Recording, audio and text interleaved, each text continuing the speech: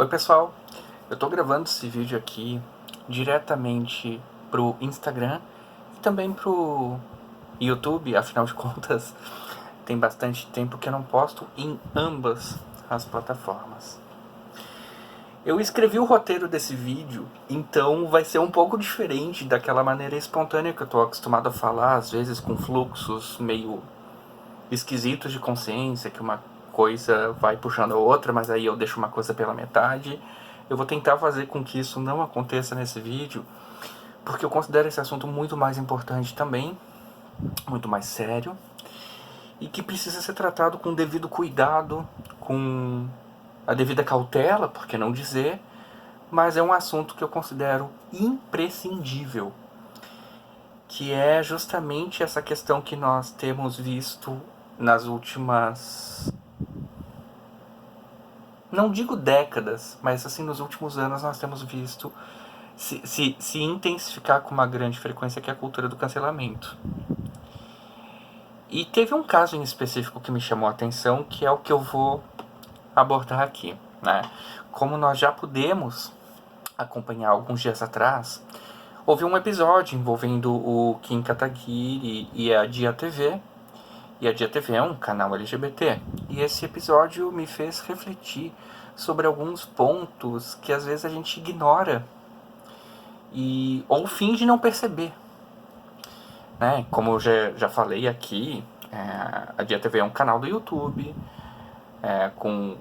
acho que todo mundo ali é LGBT, alguma coisa do tipo, e até aí não tem nada demais.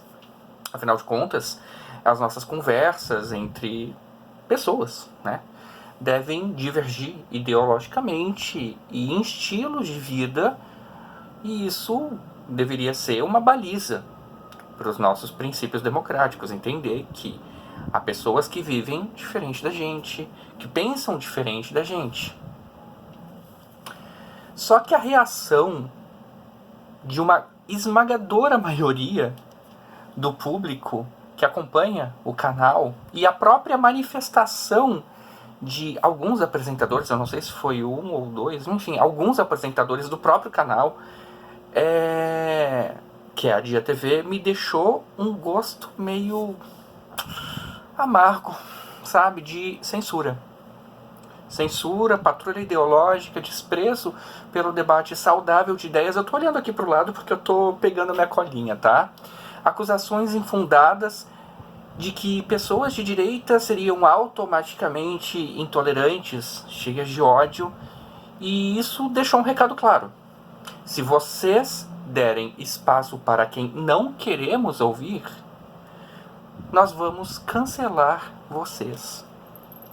Só que há um perigo muito grande em se instrumentalizar a cultura do cancelamento como uma arma poderosa de silenciamento contra qualquer pessoa que não esteja em total conformidade com seu código de conduta, dicotomizado por uma ideia bizarra de que um lado é certo, mocinho da história, enquanto o outro é o errado, o vilão, o bandido que merece ser desumanizado. A divergência de ideias num cenário normal é desejável e claramente ela não é o problema. O problema, na verdade, é que o debate político acabou sendo engolido por um moralismo rasteiro, paranoico, autoritário, e que se sente justificado em qualquer perversidade cometida contra os seus oponentes, baseado na crença cega na própria bondade. Todos nós perdemos quando o que passa a vigorar nesses debates é a ideia de que há um grupo de iluminados e virtuosos contra os monstros que querem a nossa destruição. E isso não é uma crítica aos lacradores de esquerda, como vocês podem estar pensando. Eu sei que tem uma galera que pensou isso. Isso vale exatamente na mesma medida para extremistas bolsonaristas, dicotomizados exatamente pela mesma ideia de luta do bem contra o mal, nós contra o mundo.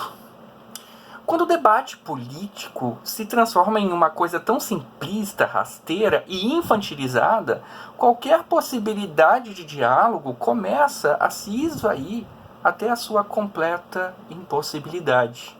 Afinal de contas, se o meu oponente é o mal encarnado, eu, que creio ser o lado bom, preciso silenciar o mal, eliminar o mal, expurgar o mal de tal forma que ele não tenha a mínima chance de existir.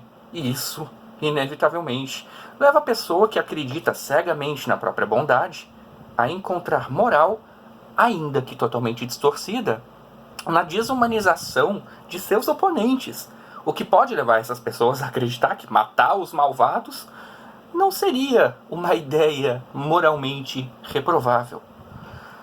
Mas quando não se pode eliminar literalmente a vida dos seus inimigos, o boicote da cultura do cancelamento se torna a principal arma de coerção e intimidação. Algo no nível: ou você anda em completa conformidade com o que nós decidimos, ou vamos acabar com seu emprego, sua reputação, sua vida. Tudo isso sob uma fina máscara de sinalização de virtude de como devem ser o que se classifica de pessoas boas, como devem ser essas pessoas boas. É evidente que isso não é isoladamente nem sobre lacradores de esquerda, muito menos sobre somente bolsonaristas gratificados. Antes que alguém venha pensar que isso aqui é uma briga de torcida, né? O ponto do vídeo é que a hipocrisia do duplo padrão não tem lado. Os dois extremos agem sob a mesmíssima lógica de: aos meus amigos, tudo; aos meus inimigos, o rigor da lei. A esquerda lacradora prega uma defesa da diversidade e exacerba o conceito na admissão de precedentes que deveriam ser tratados como exceção e não como regra, ao mesmo tempo que exige uma pureza ideológica cega, vilanizando qualquer um que se oponha minimamente.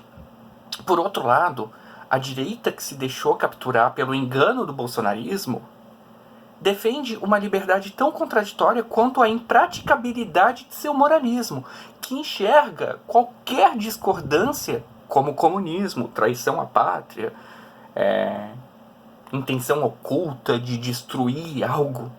Na prática, os dois lados são unidos pela mesma lógica, justificada e elucidada pela teoria da ferradura, onde os extremos se aproximam em modus operandi. Os dois lados desejam o mesmo silenciamento dos divergentes. No fundo, o poder, ou o desejo pelo poder a qualquer custo, é uma criança mimada, muitas vezes, que não aceita o não tolera quando os fatos ou a autonomia alheia não dão a ele o que ele desejou. Toda vez que um grupo, seja de esquerda ou de direita, se sente proprietário de uma espécie de monopólio da virtude máxima com base nessa crença, tenta impor a todos sua visão como única correta, aceitável e desejável, nenhum suposto fascismo está sendo combatido. Nenhuma liberdade está sendo garantida. Na verdade, qualquer atitude tirânica, autoritária e hipervigilante é infinitamente mais próxima do fascismo que muitos desses dizem combater. Por fim, se a sua ideia de liberdade se sente ameaçada pelo fato de haver pessoas que pensam diferente de você, bem, nesse caso eu não tenho boas notícias.